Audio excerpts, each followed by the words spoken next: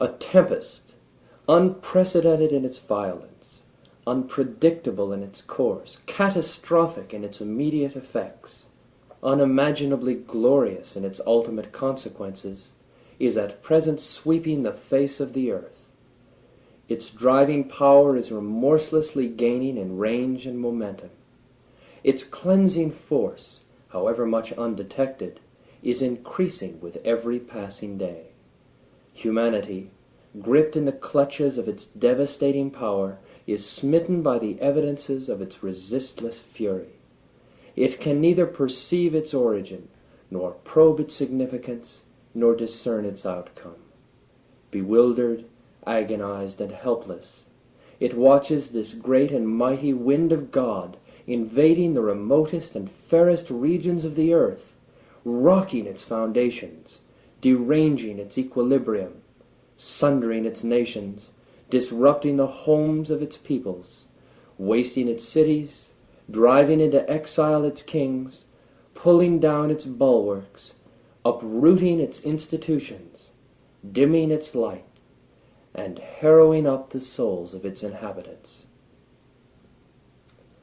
In this very first paragraph of The Promised Day Is Come, Shoghi Effendi hints at the tremendous tempests and trials which are besetting and will increasingly beset mankind. This study tape will deal with the nature of these tempests and trials and what the response of a Baha'i should be to today's world and to these movements in today's world. And in the next half hour, two Baha'is, Greg Dahl and myself, Phil Christensen, will attempt to explore the writings, our divine standard, and what light they shed on these issues.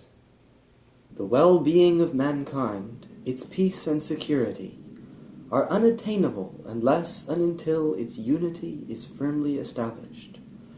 This unity can never be achieved so long as the counsels which the pen of the Most High hath revealed are suffered to pass unheeded. This passage is found in The Gleanings of Baha'u'llah, page 286. Exactly the same idea is put forth by Abdul Baha in his memorable epistle to his own nation, that of Iran, The Secret of Divine Civilization. On page 73 of that book, the Master says, "It is certain that the greatest of instrumentalities for achieving the advancement and the glory of man, the supreme agency for the enlightenment and the redemption of the world, is love and fellowship and unity among all the members of the human race. Nothing can be effected in the world, not even conceivably, without unity and agreement, and the perfect means for engendering fellowship and union is true religion." Perhaps one of the most central themes in the Baha'i faith is the contrast between the disintegration of an old society, a society which has failed to accept its manifestation, Baha'u'llah, and the construction, the building up of a new world order, based on the principles Abdu'l-Baha is talking about here, love and fellowship and unity. But in this passage, he makes it very clear that there is only one way, the perfect means for achieving this fellowship and this union, true religion. And perhaps there is no other more important idea to which we as Baha'is should look when we are determining our own response to the tempests Shoghi Effendi described. That is, to the idea that only the Baha'i faith, only the foundation of Baha'u'llah, is a stable platform on which to stand in this age. It's almost as if the whole world was sinking in quicksand. If you've ever seen a Tarzan movie, you know what it's like for somebody to be sinking in quicksand. Somebody in that situation will grasp at anything, leaves of grass or twigs, even though they know that such material can't possibly bear their weight because they have no other choice. But we, the Baha'is, even though we may be part of a world that's sinking in the quicksand of materialism and heedlessness and disunity, have a foundation to stand on, the rock of God. And we can stand on that rock, and only that rock will save us. And if we resort to grasping at straws, so to speak, we will find ourselves sinking to the very bottom with the rest of our civilization.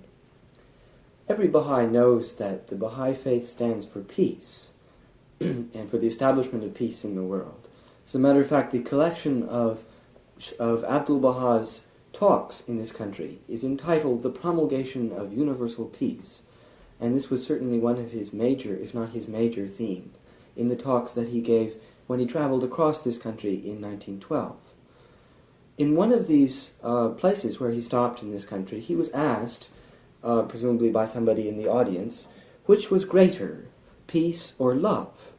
And his answer, which is found in The Promulgation of Universal Peace, page 164, is, "Love is greater than peace, for peace is founded upon love. Love is the objective point of peace, and peace is the outcome of love. Until love is attained, peace cannot be." I think this is very fundamental to an understanding of the Baha'i attitude towards lots of things that are going on in the world. Because as usual, Baha'is perceive and emphasize cause rather than effect.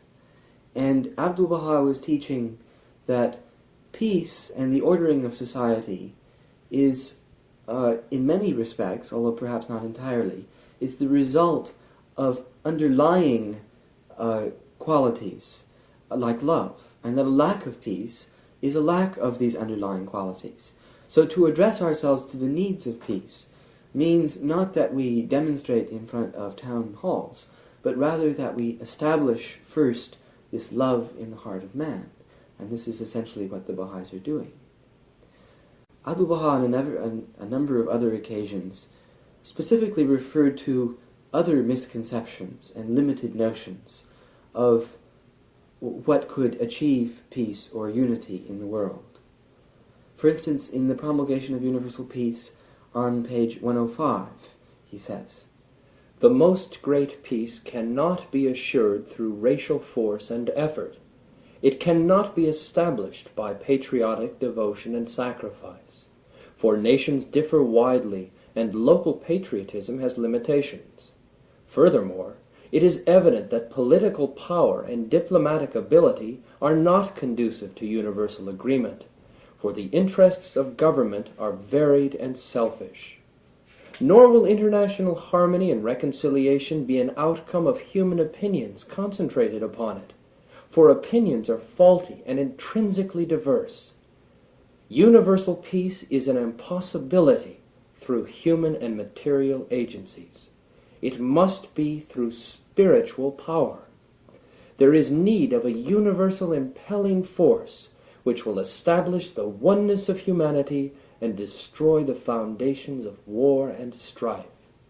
No other than the divine power can do this."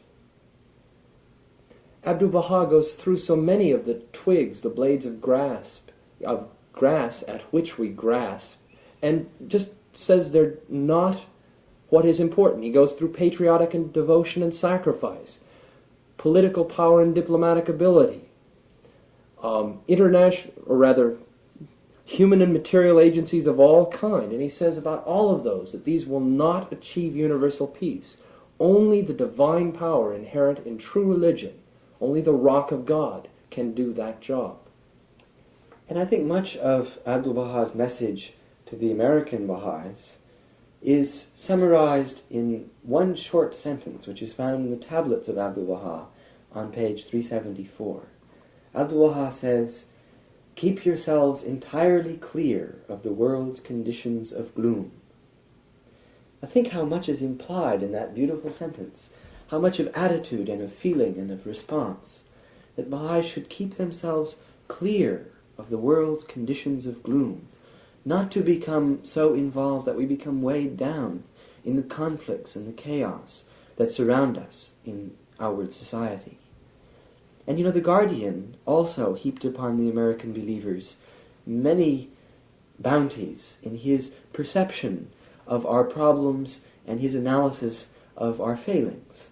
And in a most interesting quote, found in Baha'i News, number 252, the Guardian, through his secretary, describes some of these characteristics.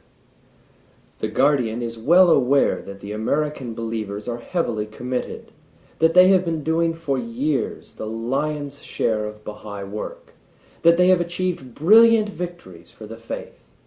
However, he sometimes feels that due to the very characteristics so praiseworthy in them, their openness, their sincerity, and a certain credulity in their nature, they are more prone to be disturbed by the currents abroad in the world than our older and maturer races. He feels the very disturbing political conditions all around us are troubling them more than they should. He feels they should think about this and reorient themselves on their Baha'i work. For after all, the very essence of the reason a person has accepted Baha'u'llah is that he has decided this way alone is the solution to the absolutely hopeless problems facing humanity. A Baha'i must be wholly a Baha'i, concentrate on the work of the cause, and put aside from his mind the distracting influences that scream at him from every newspaper these days. Naturally, this does not mean he must be insular. It means he must concentrate more consciously on doing the work of the cause. I love that phrase, reorient themselves to their Baha'i work, because to me that summarizes so much of the crux of what the Baha'i attitude towards movements in the world around us must be. We must continually be reorienting ourselves to what is most important. You know, sometimes I think it certainly helps me a great deal because it's more objective, to think about what it must have been like to be a Christian in the year 100. To think of, well, there must have been many issues facing the Senate of Rome at that time. There must have been many political issues current in that part of the world. And yet, do we remember any of these issues? Perhaps a scholar of Roman history does. But the average man remembers people like Peter and Paul in the early years of Christianity, or the early believers of Christianity who sacrificed themselves and their lives in the path of this growing religion of God. These are the people that we remember, and people who at that time were completely unknown and despised. So it seems to me that this helps a great deal to remind us that even the most major calamity of our time, and the most major war, and national elections, and all kinds of movements in our society, will eventually pass, and people will forget them, and there will be new issues, and new movements, and new wars to be concerned about. And yet, the activities of the Baha'is will be remembered forever, and will be reviewed in the span of history, because we are establishing the foundation of the New World Order, which will last for 500,000 years.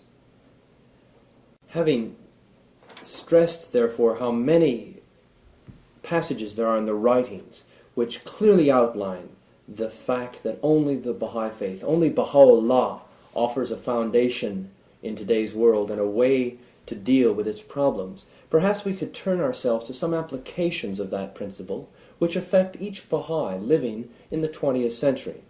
For example, there's the question of obedience to government.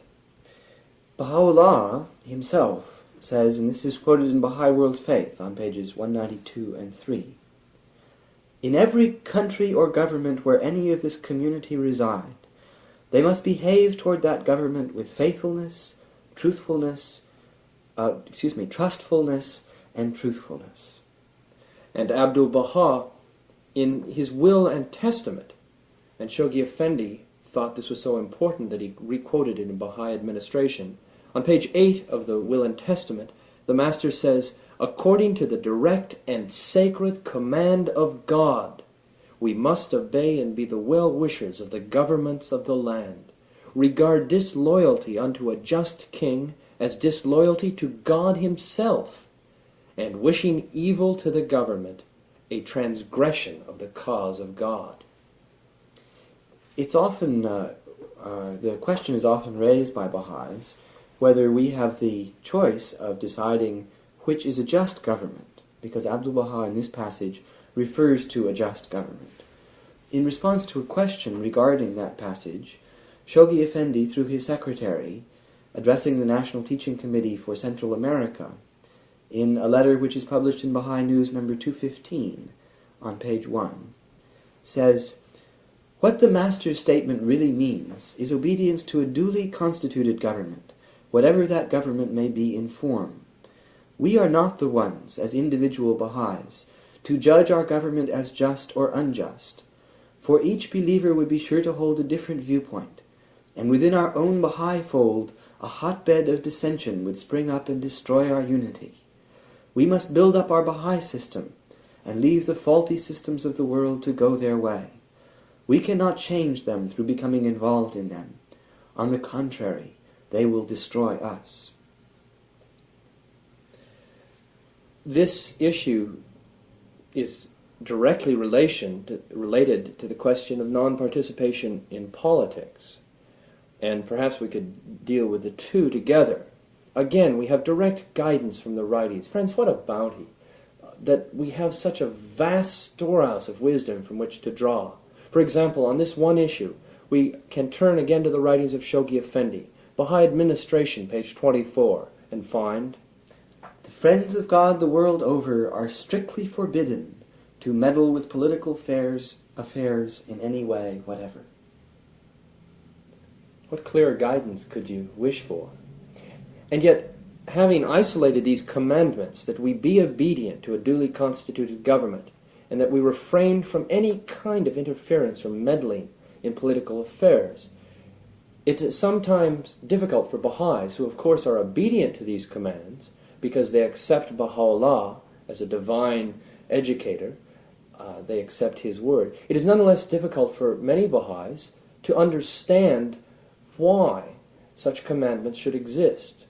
Now, Shoghi Effendi spends quite a bit of time in the World Order of Baha'u'llah explaining some reasons, and perhaps we could just summarize a few of those now.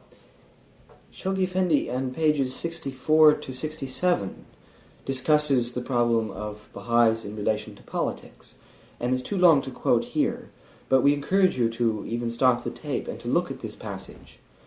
You'll find that on page 66, he mentions a couple reasons why Baha'is shouldn't involve themselves in politics. One of them is very clear, that the Baha'i faith is a worldwide community, and there are Baha'is in all countries of the world, many of these countries in places where the government or groups within the country are ready to persecute the believers. And the actions of the believers in any one part of the world must necessarily reflect on the treatment of Baha'is elsewhere. And Shoghi Effendi continues by saying that it's not out of expediency that we refrain from politics. It's not entirely because we're concerned about the safety of our fellow Baha'is, but rather because participation in any kind of partisan politics, in any kind of world or national movement or struggle which divides between groups, implies that if there are Baha'is on the other side, if you belong to one movement which is opposed to another movement or another country, and there are Baha'is in that other movement or that other country, then Baha'is are divided against Baha'is, and Baha'is are divided against other human beings, and this is clearly in opposition to the most fundamental principles of our faith, namely the unity of mankind. How inconceivable to have Baha'is in one political party campaigning against Baha'is in another political party. How patently in contradiction to the Baha'i teachings. Friends, our goal is to build the new world order of Baha'u'llah, to build that new world order. We know, and from Baha'u'llah through Abdul Baha, through Shoghi Effendi, and most recently the Universal House of Justice, we have been told that we can do nothing to salvage the old world order. There is no point in becoming involved in politics in an effort to put some sort of salve on the symptoms of the basic spiritual illness which we alone, as followers of Baha'u'llah, can cure. Instead, we must return to the foundation of Baha'u'llah, stand upon it, and while other people are sinking in the quicksand of this age, we must be building.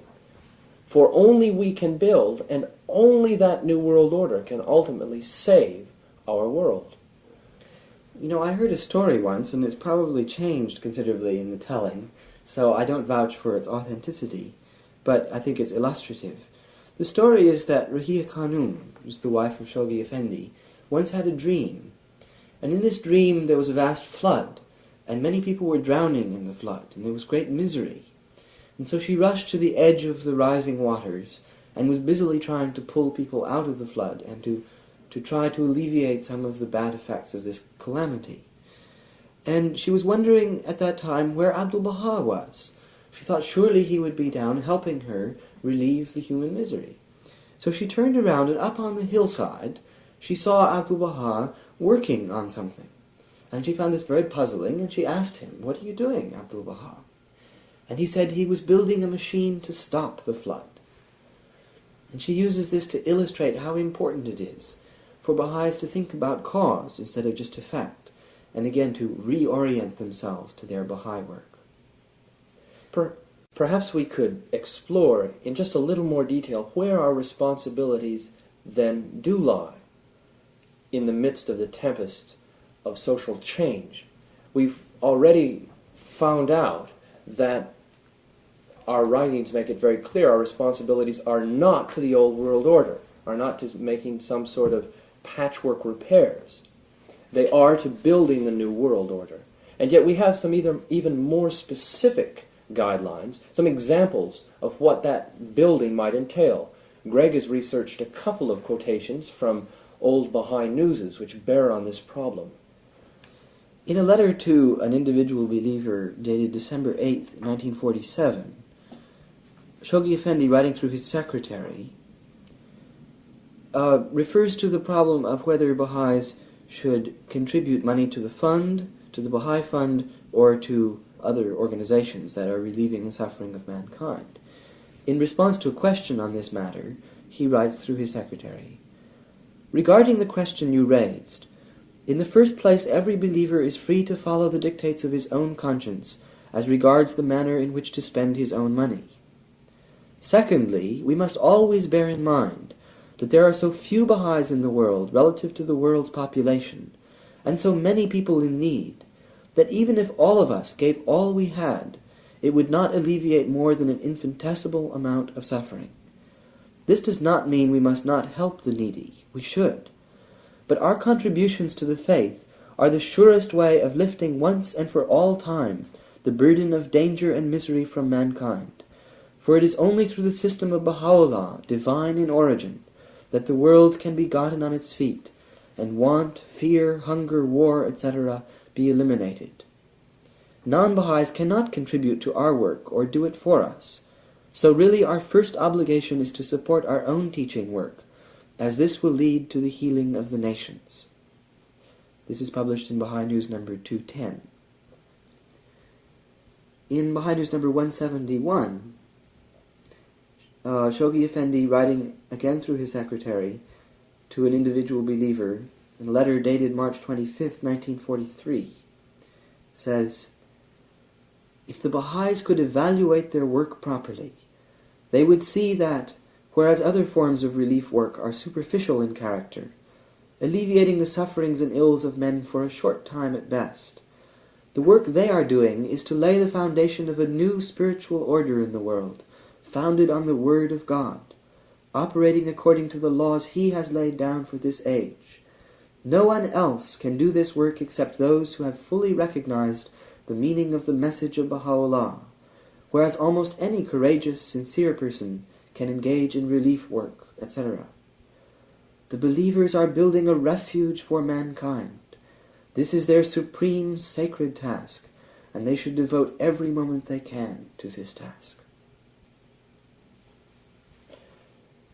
In still another quote from Baha'i News, we find Shoghi Effendi stressing again that the cardinal principle which we must follow is obedience to the government prevailing in any land in which we reside.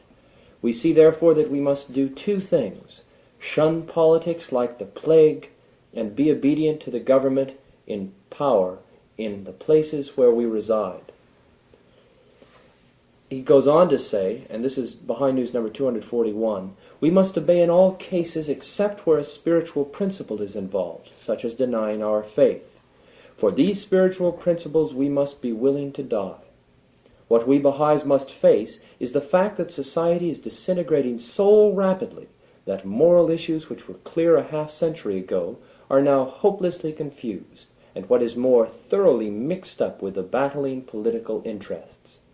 That is why the Baha'is must turn all their forces into the channel of building up the Baha'i cause and its administration. They can neither change nor help the world in any other way at present. If they become involved in the issues the governments of the world are struggling over, they will be lost. But if they build up the Baha'i pattern, they can offer it as a remedy when all else has failed. We hope that it's clear by now that the Baha'i ruling that Baha'is not participate in politics is not intended to discourage Baha'is from activities, but rather that it's because the Baha'is have so many more important things to do, and that we're so busy building the Baha'i order and doing the Baha'i things, that we literally don't have time, and that it's harmful to us to become involved in other kinds of activities. Shoghi Effendi emphasizes this point very powerfully on page 40 of The Advent of Divine Justice. The opportunities which the turmoil of the present age presents, with all the sorrows which it evokes, the fears which it excites, the disillusionment which it produces, the perplexity which it creates, the indignation which it arouses, the revolt which it provokes, the grievances it engenders, the spirit of restless search which it awakens, must, in like manner, be exploited for the purpose of spreading far and wide the knowledge of the redemptive power of the faith of Baha'u'llah, and for enlisting fresh recruits in the ever-swelling army of his followers. So precious an opportunity, so rare a conjunction of favorable circumstances, may never again recur. Now is the time, the appointed time, for the American believers, the vanguard of the hosts of the Most Great Name, to proclaim through the agencies and channels of a specially designed administrative order their capacity and readiness to rescue a fallen and sore-tried generation that has rebelled against its God and ignored his warnings, and to offer it that complete security which only the strongholds of their faith can provide. We must exploit this turmoil, but we exploit it not by becoming involved in it. Rather, we exploit it in order to teach the faith. To summarize what we've been trying to say, let me quote from a letter again of Shoghi Effendi's through his secretary to an individual believer, quoted in Baha'i News number 171 on page 2. If the believers could properly evaluate the work they are doing, they would be astonished at its importance. But they are in the position of not being able to see the forest for the trees. They are too close to it to realize its true import. Friends, perhaps we could conclude with a passage, a single sentence from Shoghi Effendi's World Order Letters, page 26, in which he gives us a ringing battle cry. Ours is the duty to ponder these things in our heart, to strive to widen our vision, and to deepen our comprehension of this cause, and to arise resolutely and unreservedly to play our part, however small, in this greatest drama of the world's spiritual history.